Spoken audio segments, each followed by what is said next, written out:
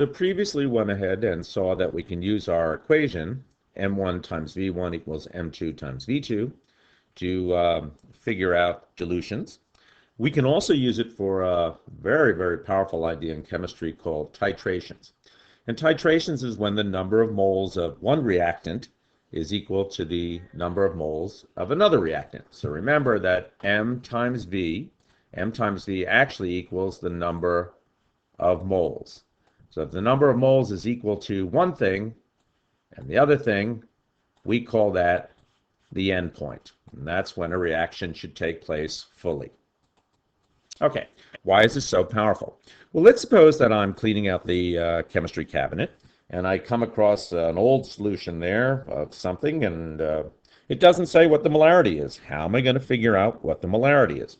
Well, the way you can go ahead and do that is by titrating it with something that will react with it and something that you do know the concentration for. Let's go ahead and try something very, very simple.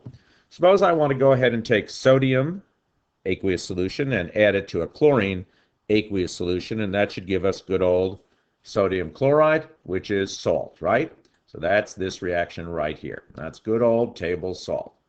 And let's suppose that I have 100 milliliters of a 2-mole solution of sodium here, and I want to know how much volume I need to add to a 5-molar solution of chlorine so that I get the full reaction, I get all the sodium chloride out of it. Okay, let's go ahead and do it. Here's our equation, molarity times volume. Let's fill in what we know. So we know we have a 2-molar solution here of sodium, and we have 100 mils of it. So let's go ahead and put that down there. And we're going to titrate that with a 5-molar solution. There's our 5-molar solution of chlorine.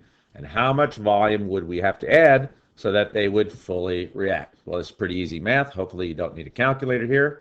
2 times 100 is 200, equals 5 times V2. Let's divide by 5, and that gives us our answer of 40 milliliters.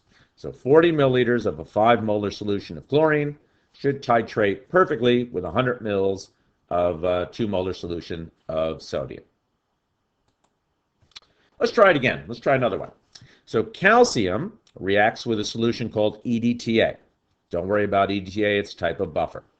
How are we going to go ahead and measure the endpoint? Well, we have a color change. EDTA by itself is red, but when it's titrated fully with calcium, it goes from red to blue. So we want to know how much do we have to add till it totally changes color.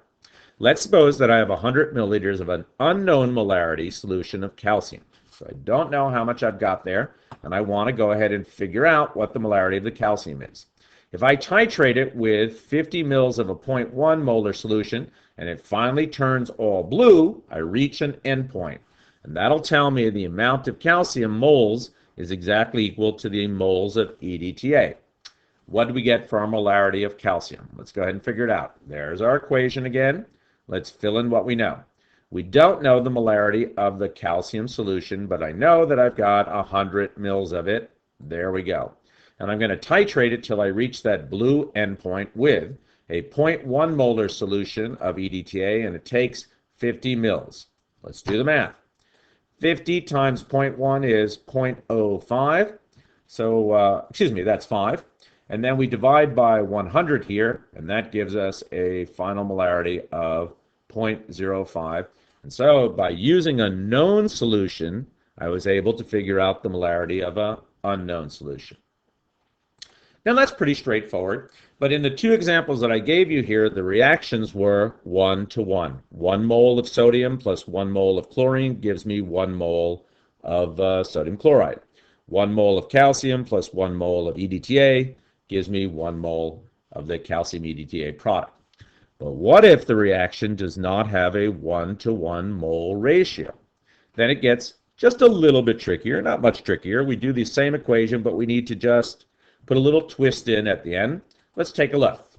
How about if I have a solution of potassium permanganate? That's KMnO4. There it is right there. Okay.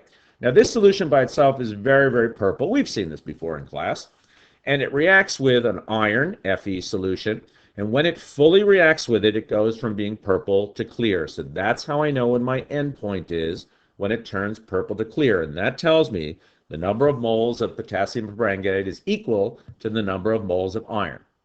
So let's suppose we have a 0.1 molar iron solution, and I'm going to react it with 100 mils of 1 molar potassium permanganate. How much volume of the iron do I need?